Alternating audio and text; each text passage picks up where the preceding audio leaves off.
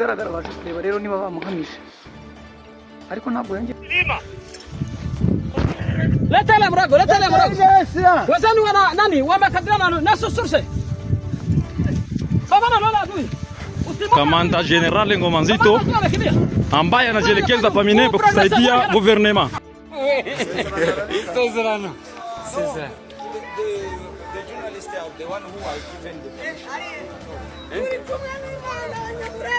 Yes, mani ba. Gihugu kiraboho.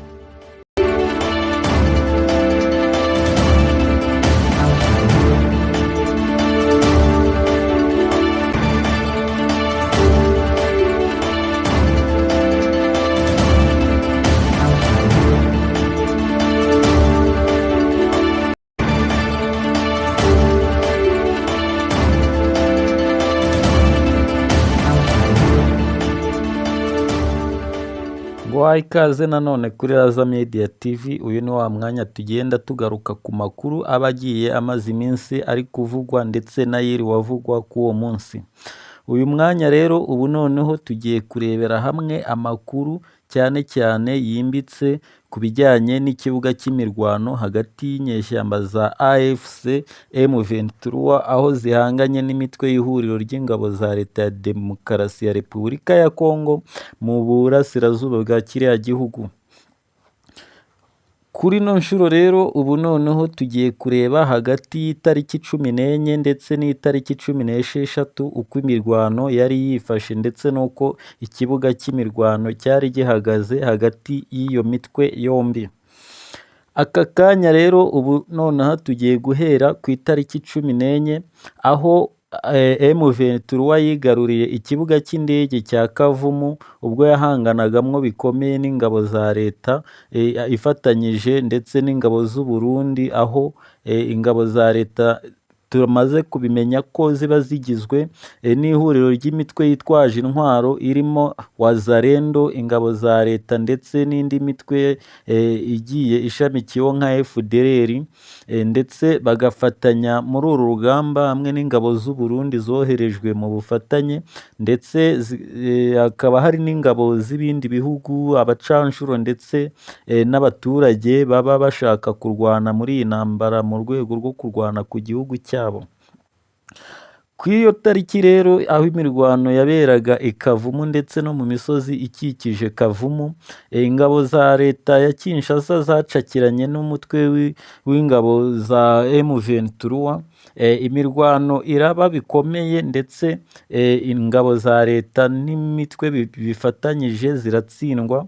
Muri ako kanya zahise zifata imodoka ndetse n'ibikoresho bikeya byashobokaga, zirahunga zigana mu mujyi wa Bukavu, aho uwo mujyi zagombaga kuwurwanaho kugira ngo hatagira umwanzi uwufata cyangwa se M23 itabasha kuba yafata uwo mujyi.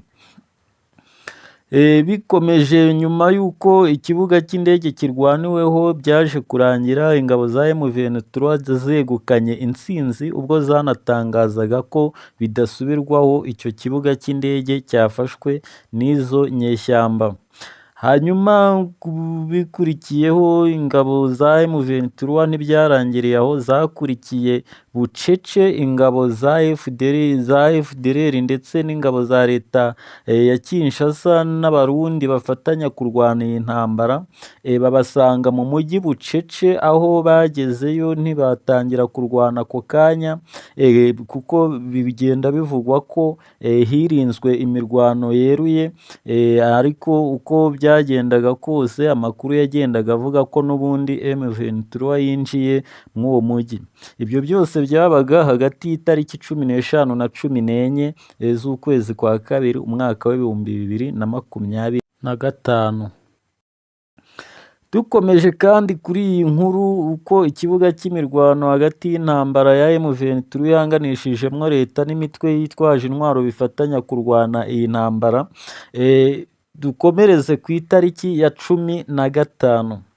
Ku itariki 15 hiriwe amakuru bihwihwiswa yuko M23 yinjiye mu mujyi wa Goma ndetse yanawufashe, ubwo ingabo za leta zafataga ibikoresho, imodoka n'ibindi zo zigahunga zigana mu bindi bice bitarimwo uyu mujyi, aho bivugwa ko zerekeje mu misozi ya Minembwe, ndetse izi ngabo zikaba zari zigiyeyo naho ngo guhangana n'umwanzi wari uriyo, ndetse bivugwa yuko bari bagiye kurwana n'abanyamurenge bafite ingabo ziri mu mutwe wibumbiye hamwe bita Twirwaneho. Izi ngabo rero ubu kuri ubu n'ubundi niho ziri kugeza ku iyi saha, bivugwa yuko ariho zahungiye, ariho ziri kurwanira, ndetse no mu mashusho yagiye agaragara bigaragara yuko bari barimwo bamanuka ahantu ku misozi iriho ubwatsi butoya bumeze nk'imikenke, aho izi ngabo zerekeje zijya kurwanirayo ndetse no gushingayo ibirindiro bishya. Ndetse ku iyo tariki ya 15 z'ukwezi kwa kabiri hiriwe havugwa yuko izi ngabo za M23 zigaruriye umujyi, ariko ntago zigeze zitangaza byeruye cyangwa se ngo ingabo za leta nazo ubwazo zitangaze byeruye ko arizo zifite uyu mujyi. Aha rero amakuru yakomeje kwirirwa gutyo, umujyi wirirwa utuje, aho amasasu yabashaga kumvikana, humvikanaga isasu rimwe gutyo kugeza ubwo bwiraga bigeze mu masaha ya nijoro, nyuma y'uko ingabo za leta zari zahunze uyu mujyi. Burya ngo abaturage bagiye babona za ngabo ziragarutse ndetse zihuta cyane, ku buryo byavuzwe yuko umutwe wa M23 uhuye n'akaga gakomeye cyane, kuko ngo bari bagiye kuraswaho n'izi ngabo za leta zari zigarutse bitunguranye mu ijoro ryo ku itariki 15. Ariko byaje kurangira n'ubundi bitabaye uko nguko uko byari byitezwe, ahubwo izi ngabo n'ubundi zari zigarutse gusahura no kugira bimwe n'ubundi zitwara, cyane cyane yuko n'ubundi umujyi zari zawutaye mbere, ndetse byanakomeje bihwihwiswa ko ubwo ingabo za leta zagarukaga M23 nayo yahise ihunga ikibuga cy'imirwano muri uyu mujyi.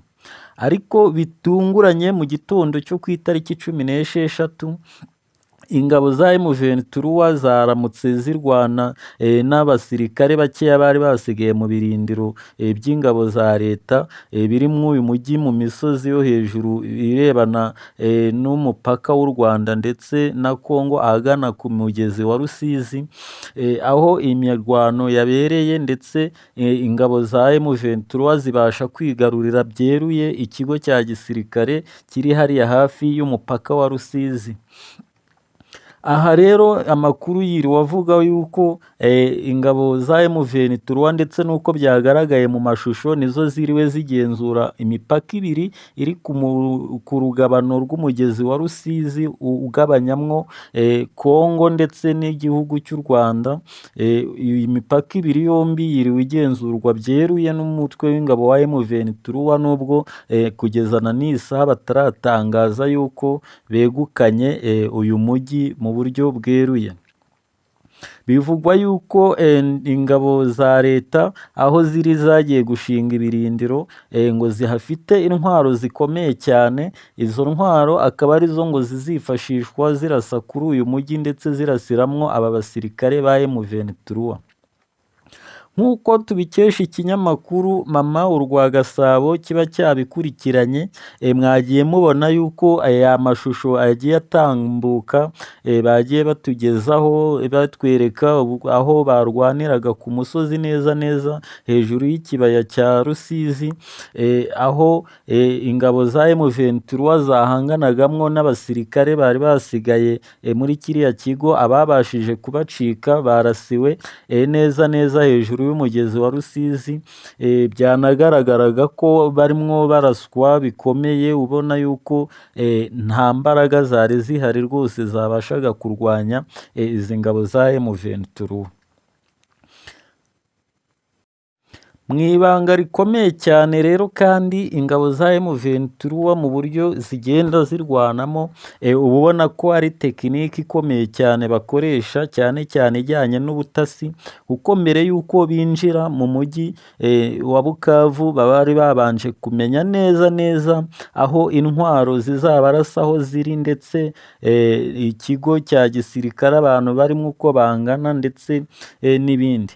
Kuri uno munsi rero n'ubundi wo itariki 16 ingabo za M23 nyuma y'uko zitangiye kubona y'uko nta mirwano ihari iri bube ikomeye, zegereye ku mupaka w'u Rwanda, zibasha kuba zavugana n'abacunga umupaka w'u Rwanda ndetse zitanga n'amabwiriza ku binjira ndetse n'abasohoka muri iki gihugu cya Repubulika Iharanira Demokarasi ya Kongo.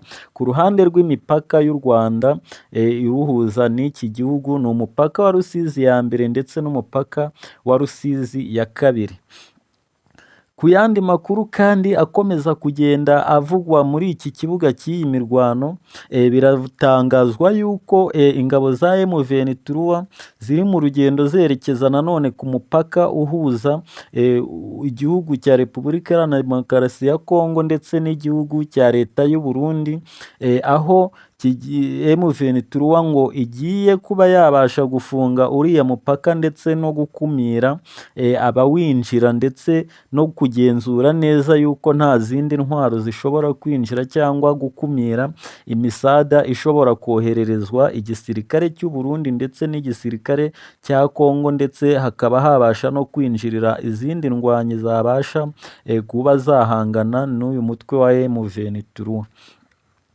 Ibi rero bikomeje kugenda bivugwa yuko uyu mutwe wa M23 imbaraga ufite ngo nta handi zikomora, bishinjwa u Rwanda, ndetse u Rwanda rukaba ibi rubihakana, kuko kuva byatangira kuvugwa ndetse bigashinjwa u Rwanda rwo rwakomeje kugenda ruhakana aya makuru.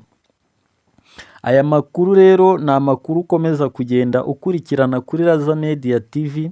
Niba wowe ari ubwa mbere uba ugeze kuri iyi channel, mba ngira ngo ngushishikarize gukanda subscribe kugira ngo tugumane no mu yandi makuru agenda akurikiraho.